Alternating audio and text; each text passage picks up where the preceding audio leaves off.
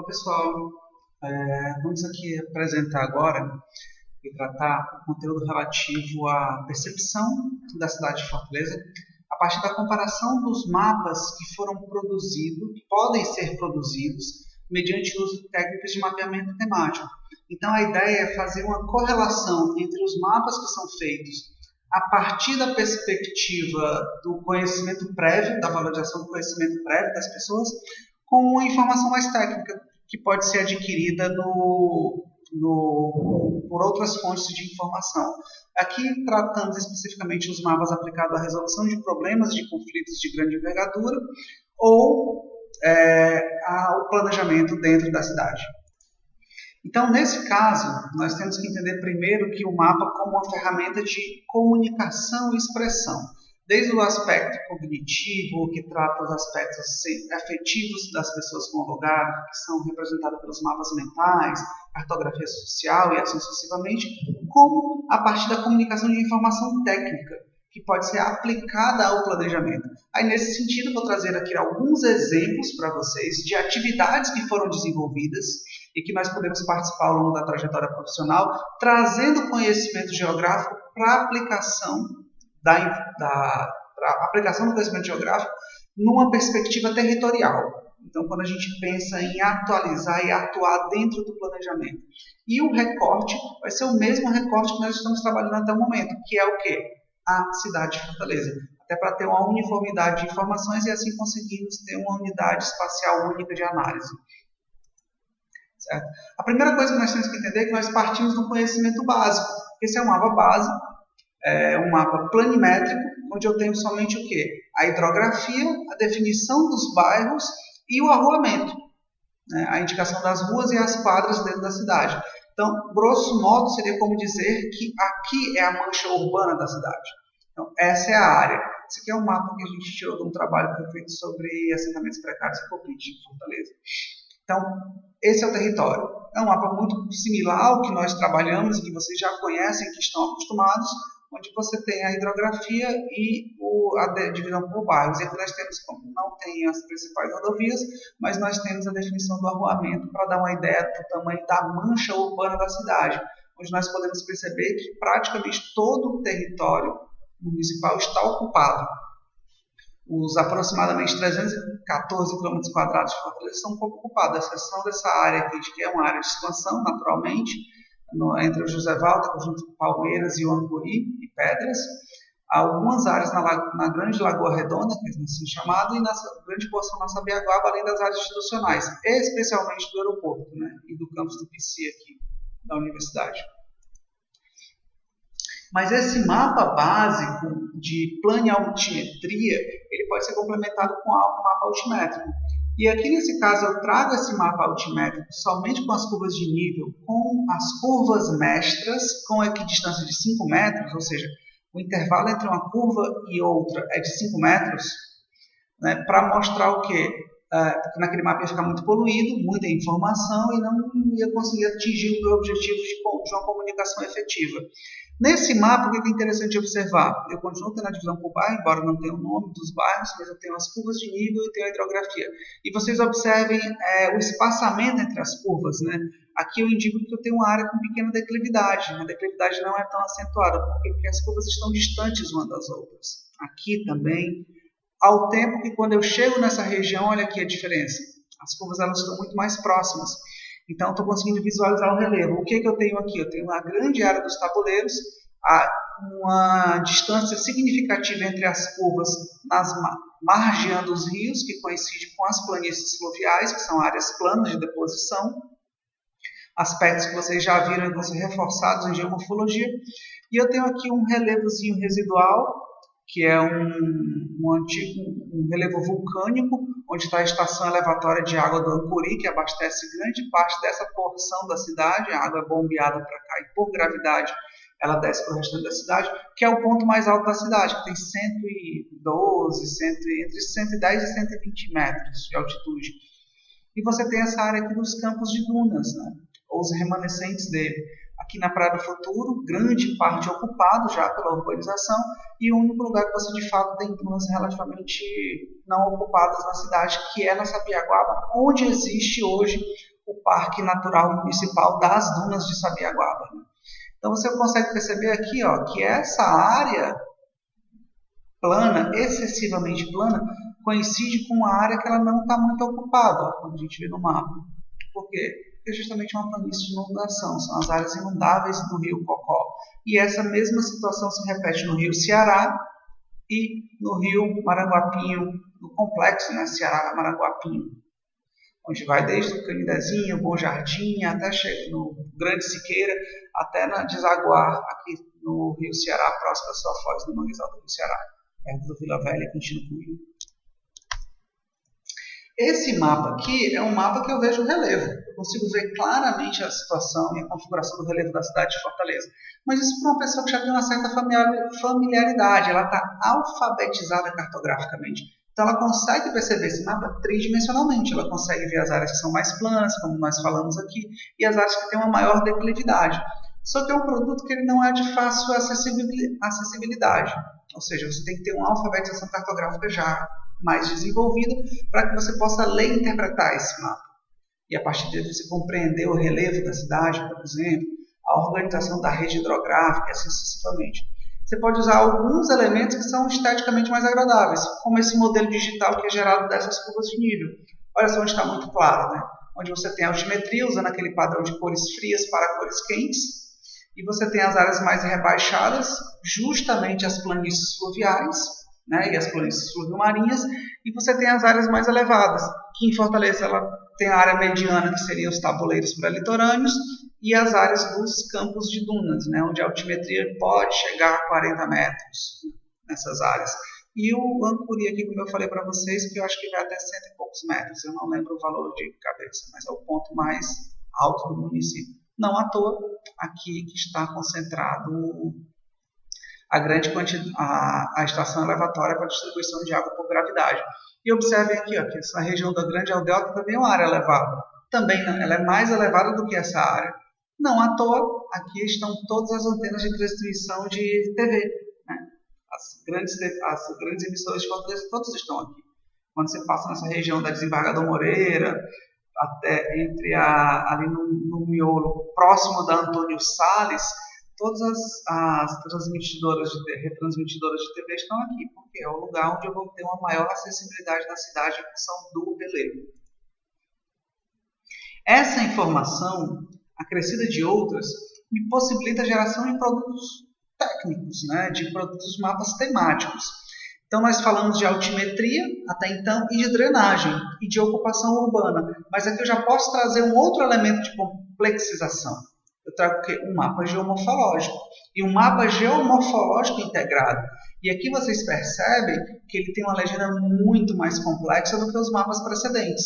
Nós fomos crescendo na legenda, né? Nós saímos de uma informação básica, que consistiu o quê? Basicamente na hidrografia e no arruamento, dois elementos simples de entendimento.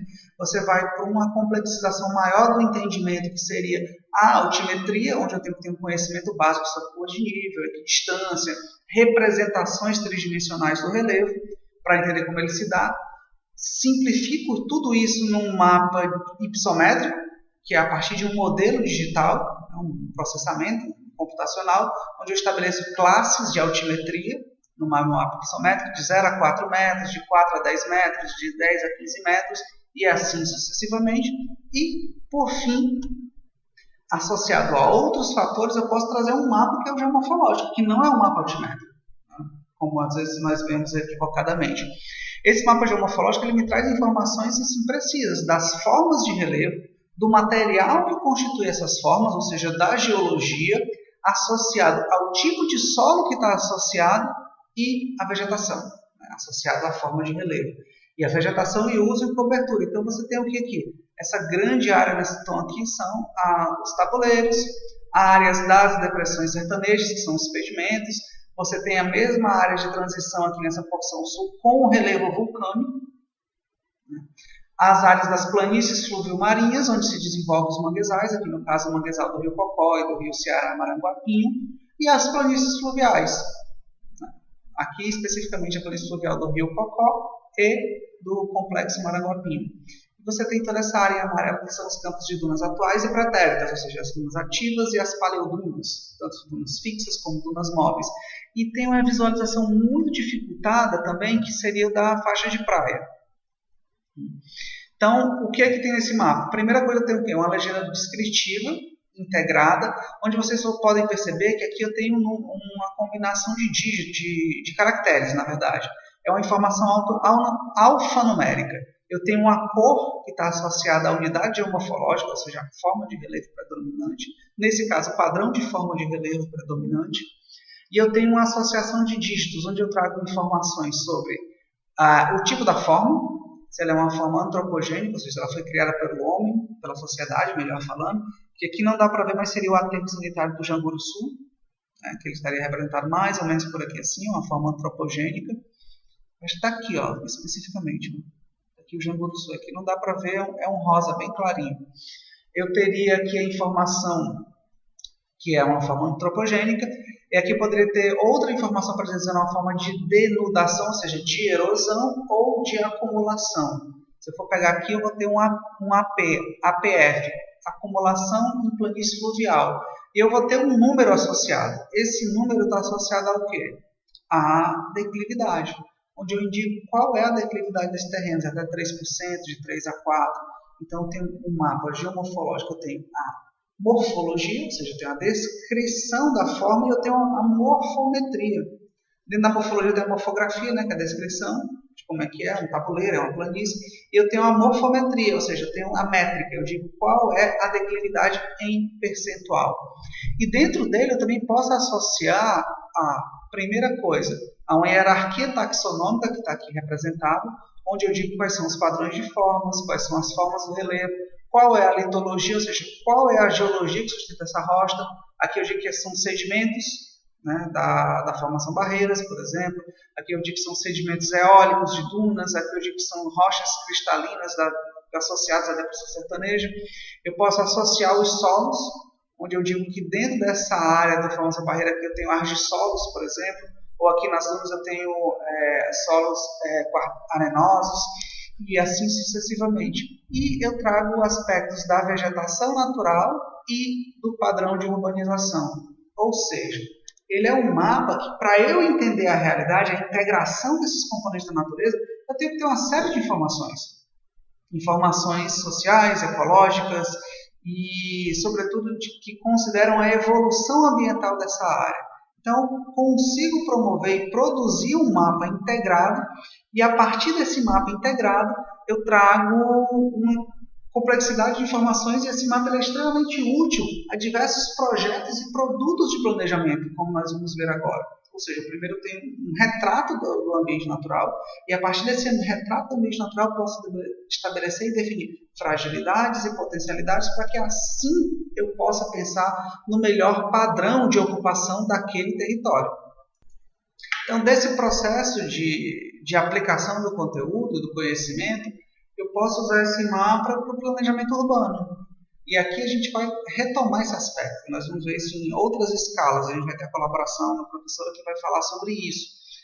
Então, o que a gente tem aqui especificamente? A gente tem a urbanização sobreposta ao zoneamento urbano, ou seja, ao mapa do plano diretor de Fortaleza.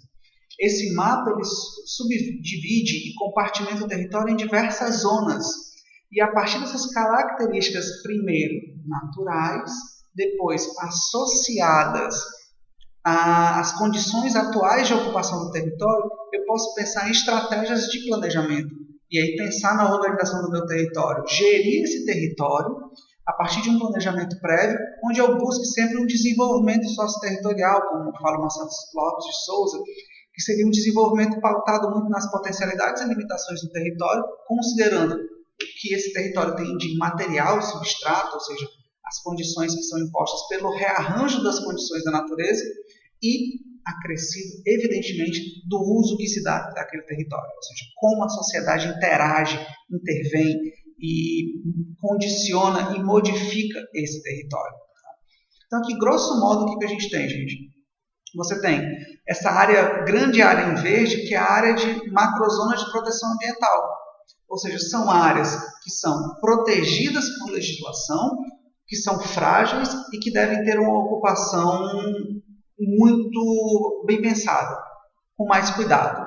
Então você tem essas três categorias. Tem as áreas protegidas, onde você não pode intervir, tem as áreas onde você tem uma fragilidade muito elevada e tem as áreas onde você entende que elas são importantes do ponto de vista ecológico, porque elas cumprem uma função. E como elas cumprem essa função, elas devem ser preservadas, devem ser mantidas o mais próximo possível das suas condições originais.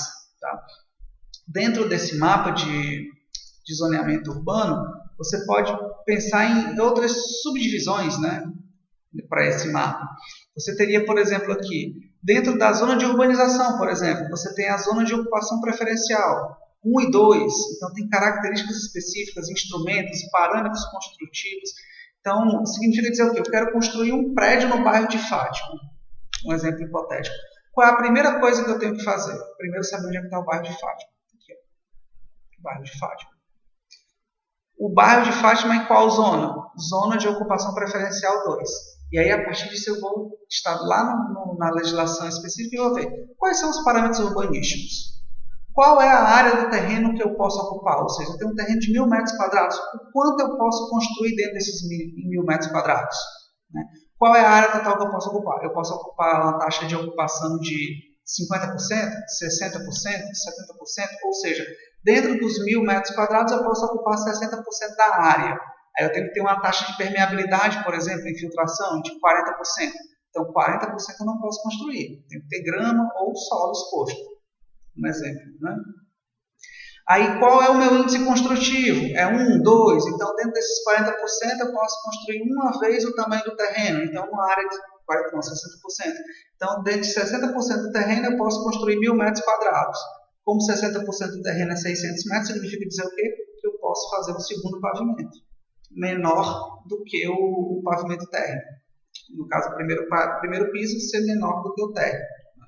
Então, eu posso construir então eu posso construir 1.000 metros quadrados. Grosso modo, eu posso fazer 600 metros embaixo e 400 metros em cima, no primeiro andar. Aí, qual é a altura máxima? É 7, 10, 12 metros.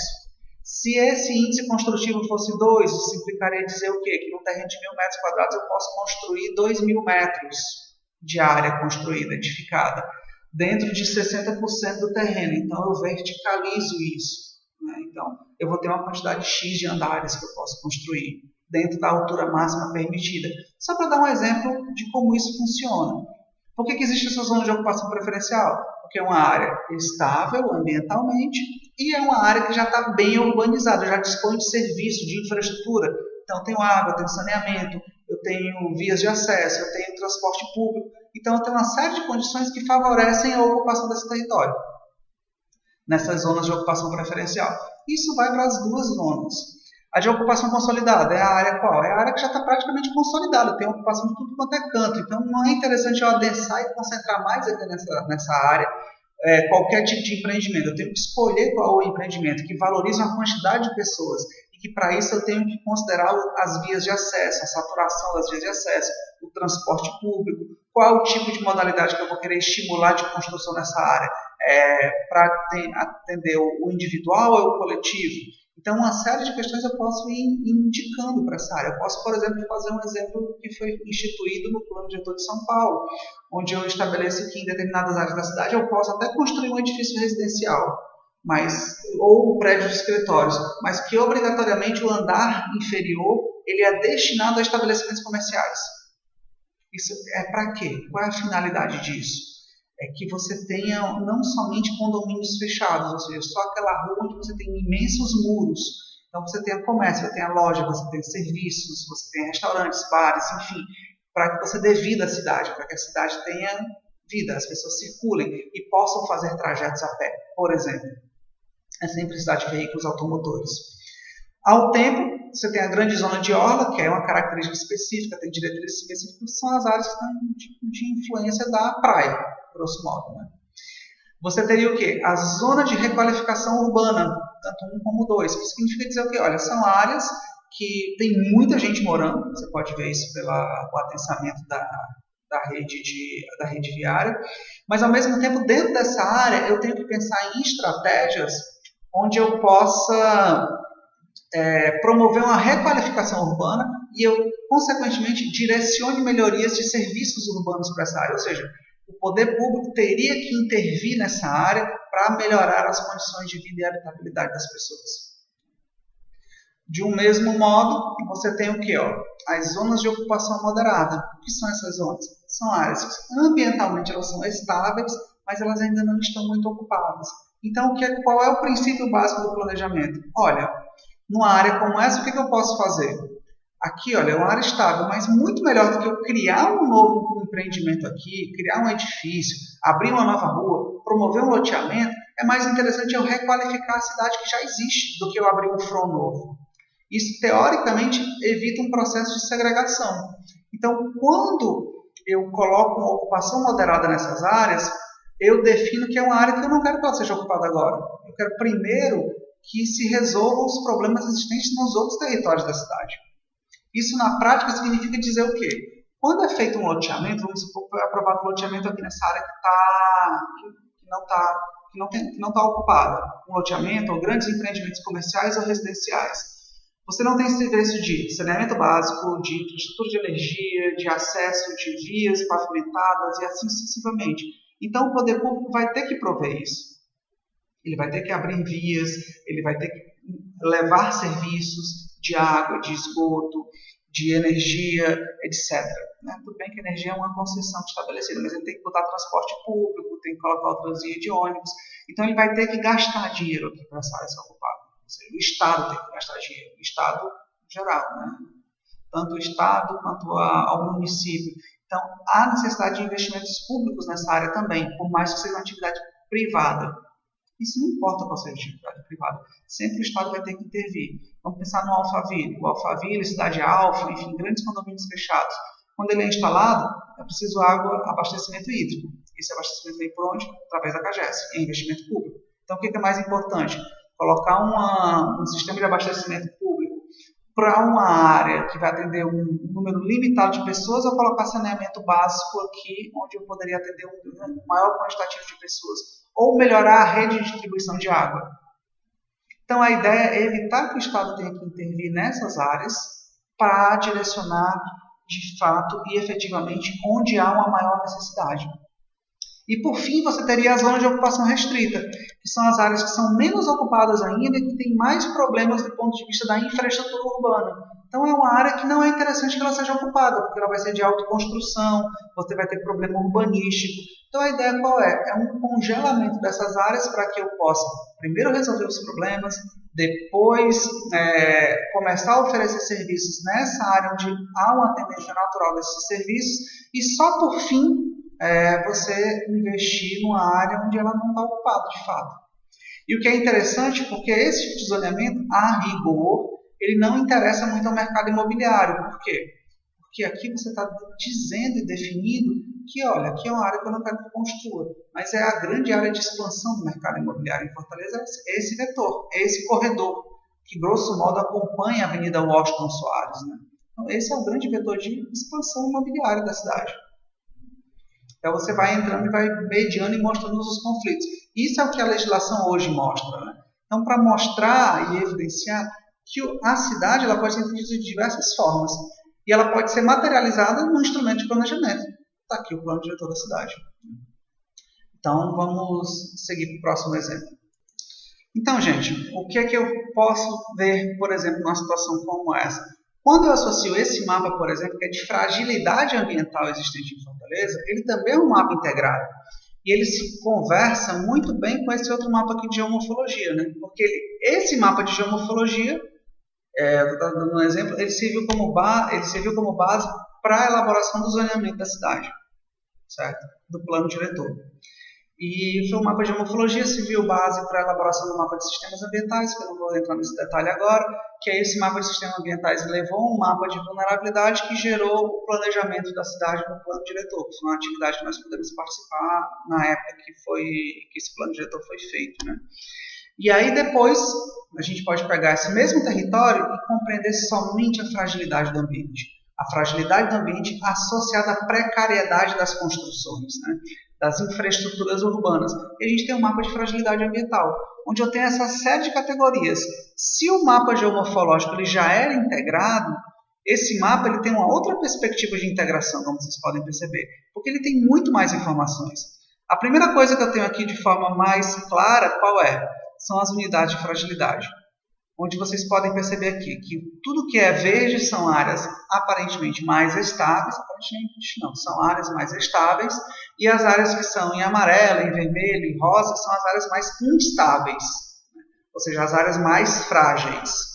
E, consequentemente, a partir disso, eu tenho uma clareza de cara, dentro do território de Fortaleza, quais são os espaços que são mais e menos propícios à ocupação. Quais são os espaços que eu vou ter mais ou menos problemas ambientais. E aqui vocês lembram daquela combinação alfanumérica que tinha lá no mapa de geomorfologia, onde eu tinha letras e números? Aqui eu tenho muito mais combinações. Eu tenho também letras e eu tenho números. E aqui eu tenho o quê? Eu tenho a primeira coisa dizendo o seguinte, qual é o tipo da forma? Qual é o relevo predominante existente? Com aquela mesma tabelinha que eu tinha lá no mapa geomorfológico. Eu tenho também a declividade. E aí, dentro dessa declividade, eu tenho a definição da fragilidade dentro de um conceito de declividade. Ou seja, as áreas que têm a declividade de X até 3%, elas são um pouco frágeis, exceto se forem áreas de inundação, e assim sucessivamente. Eu vou indo nessas categorias. Aí eu tenho a classe de fragilidade considerando o solo existente. E eu tenho a classe de fragilidade considerando a urbanização. Então, tudo isso eu analiso de forma integrada e faço uma combinação onde eu estabeleço essa quantidade de unidades de fragilidades. Eu tenho categorias gerais e dentro das categorias gerais eu subdivido. Eu tenho subdivisões, eu tenho níveis taxonômicos. Mas aqui no mapa está representado só um nível taxonômico superior. Nesse caso aqui seria o quê? Uma fragilidade média, nessa grande área verde. E essa fragilidade média, ela tem quantas subdivisões? Gente, ela tem, olha aqui, pode ter 1, 2, 3, 4, 5, 6, 7, 8, ou 8, se eu não estiver enganado. Então, dentro dessa classe verde aqui, eu tenho 8 possíveis subdivisões. E assim sucessivamente. Eu vou construindo, agregando polígonos, agregando informações espaciais e eu trago as informações dos ambientes de fragilidade de Fortaleza. Certo? Vamos ver aqui o próximo slide. E o que é interessante observar? Até então eu tenho informações genéricas sobre a urbanização e tenho informações sobre a fragilidade do ambiente. Eu posso produzir um mapa a partir de dados secundários, que nós minimamente vamos ver um pouco desse processo nessa disciplina, porque não é o objetivo dela, mas é para geração, onde eu posso estabelecer um mapa de vulnerabilidade social, seguindo o mesmo padrão. Ó. A vulnerabilidade baixa, as cores mais claras, e as vulnerabilidades mais fortes, nessas cores mais quentes, chamadas de cores mais quentes, mais intensas. Então eu posso ver quais são os bairros que têm uma maior ou menor vulnerabilidade em Fortaleza. E eles se articulam muito bem naquele mapa de zoneamento urbano. Olha aqui, ó. A zona de ocupação preferencial, ela tem uma vulnerabilidade baixa. A zona de ocupação restrita, ela tem uma vulnerabilidade alta. A zona de requalificação urbana, ela também tem uma vulnerabilidade alta. E a zona de ocupação moderada, embora tenham hoje muitos empreendimentos de alto padrão, ela também tem uma vulnerabilidade de elevada a média. Então a gente consegue perceber que esse mapa de vulnerabilidade, ele valida aquele mapa de planejamento urbano, do plano diretor, do zoneamento, onde ele estabeleceu justamente isso. As áreas prioritárias são as áreas mais vulneráveis, exceto as áreas que já são ocupadas e consolidadas, né? Então significa dizer o quê? Que você tenta distribuir a ocupação do território considerando as fragilidades e as vulnerabilidades do meio físico-natural e das pessoas, dos grupos sociais que ali residem. E aqui, quando a gente faz esse exercício de sobreposição, que é aquilo que nós vamos fazer lá mais para o fim, o que a gente tem? A gente tem o zoneamento urbano, aquele mesmo mapa que a gente visualizou anteriormente, só com cores diferentes, né? Mas eu tenho um mapa de zoneamento urbano, onde eu sobreponho, olha aqui, ó, a vulnerabilidade baixa. Aqui eu estou considerando o quê? Os setores censitários para definir vulnerabilidade, que eu tenho um nível de precisão muito maior detalhamento do que nos bairros. Onde é que está a vulnerabilidade baixa? Na zona de ocupação consolidada e na zona de ocupação preferencial. Grosso modo, ela está concentrada aqui. Tá? Então, cada um desses retângulos aqui, retângulos não, desses polígonos, representam as áreas de baixa vulnerabilidade. No extremo contrário não, né? Mas na situação intermediária, onde eu vou na vulnerabilidade média, você vai ver que a média vulnerabilidade está onde? Está aqui na zona de requalificação urbana. O grosso dela está aqui na zona de requalificação urbana, que é essa grande área marrom aqui. E se eu sobreponho esse mapa e coloco na vulnerabilidade social elevada, olha só onde é que ela está. Na zona de requalificação urbana, mais próxima às polícias fluviais, né, aos recursos hídricos. E no extremo, na vulnerabilidade social muito elevada, que é a situação de maior precariedade, onde é que elas estão? Literalmente acompanhando as margens dos rios. Ou seja, são aquelas áreas mais rejeitadas pelo mercado imobiliário, que configuram, via de regra, áreas de risco. Como é que você tem um rebatimento no território? Como é que a gente pode perceber isso? Vamos trabalhar no seguinte, vamos pensar em impacto da chuva. Quando a gente pensa em impacto da chuva, aqui estão elencados os principais registros de impactos da chuva na cidade de Fortaleza. Isso é uma pesquisa de 3 anos, de 2013 a 2016, que eu orientei, que foi o João Sérgio, que fez sobre riscos e assentamentos precários em Fortaleza, e ele coletou todos os dias as informações nas hemerotecas e nos portais online, nos jornais diários do Nordeste e o Povo, nos principais veículos de comunicação. Então, sempre que chovia, aqui estão representados os bairros onde ocorriam e onde estão representados os impactos pluviométricos, né? Ou seja, onde teve impacto. E aqui a gente pode ver o registro, né? 10% dos impactos, acima de 60%.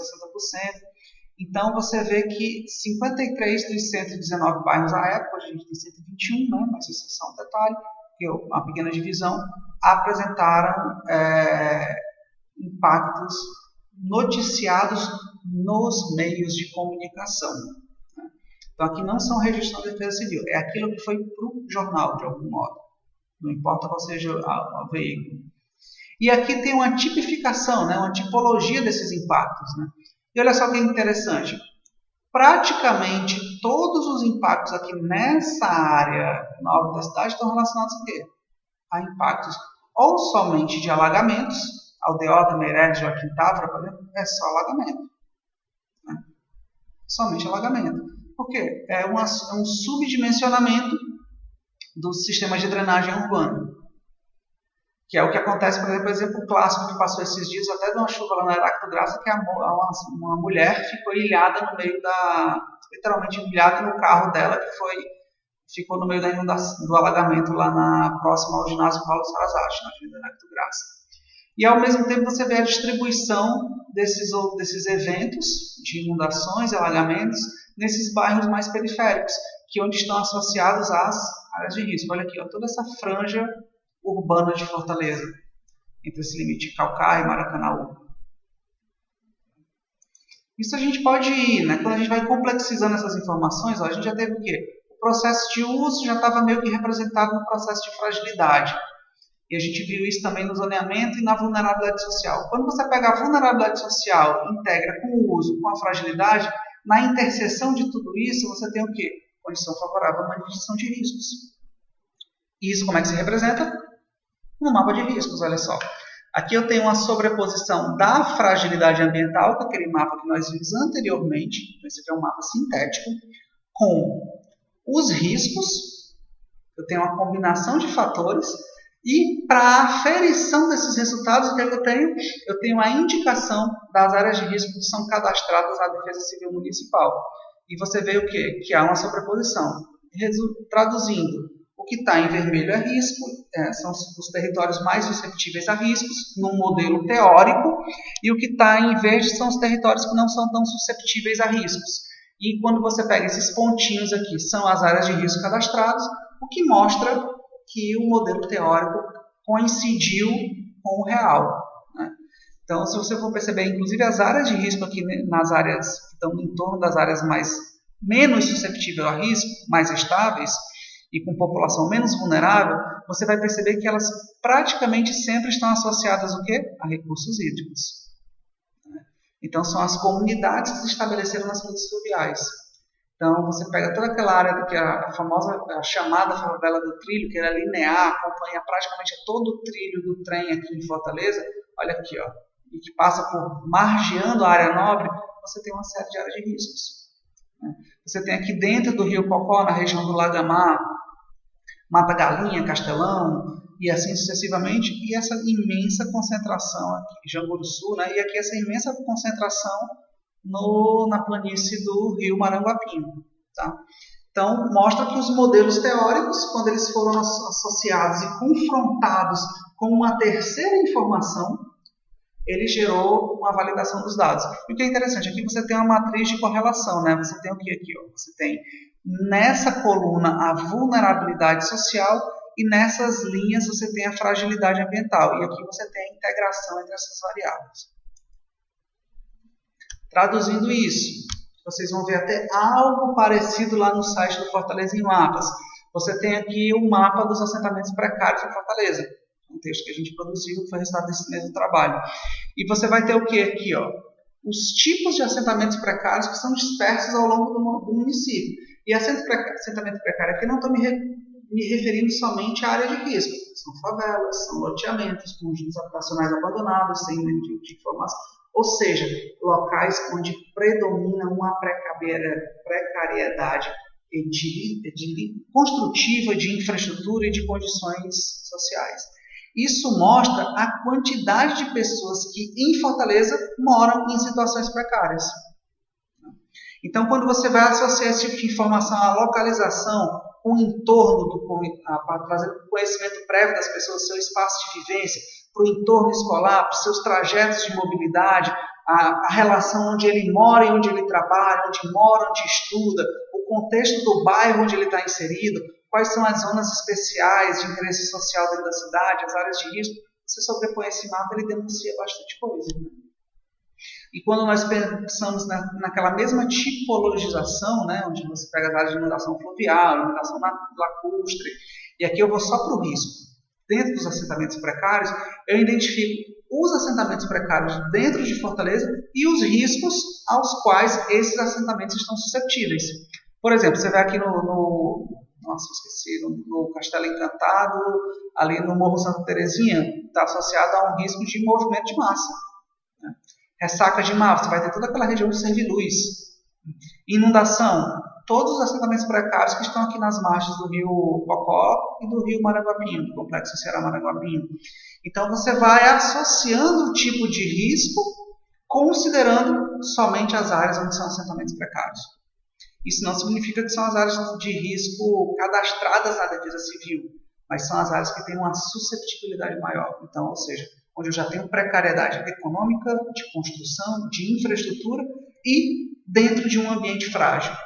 Então, essas áreas estão todas suscetíveis a esses tipos de risco, os riscos mais comuns existentes nesse território. Qual é? O território de Fortaleza. Então, aqui a gente conseguiu ver a multiplicidade de olhares e as multiplicidades de possibilidades analíticas e de abordagens no mesmo território. E aqui eu posso sobrepor outras informações sinteticamente, por exemplo, onde eu posso pegar aqui, tendo como exemplo, aqui só a caracterização, é a antiga divisão por regionais, onde eu posso pegar a densidade populacional dentro dos assentamentos precários, por exemplo, em Fortaleza, dos bairros com assentamento precário.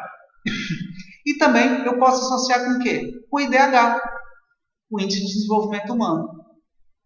E aqui, isso, detalhe, eu só quero deixar claro, salvo engano, isso aqui é de abril de 2020, ou seja, de um pouco mais de um ano atrás, no início da pandemia, onde eu vou fazer associações entre os assentamentos precários, a ocupação e o número de mortes. Aqui ainda não havia ocorrido ainda uma generalização dos casos de Covid e de óbitos decorrentes da pandemia. Mas você tem uma indicação de quais são os bairros onde os problemas vão se manifestar de forma mais incisiva. Isso já no começo da pandemia. A gente até tem outros mapas que são atualizados até o mês de março, que aí a realidade é completamente outra, onde você vai ver com esses mapas que há uma concentração.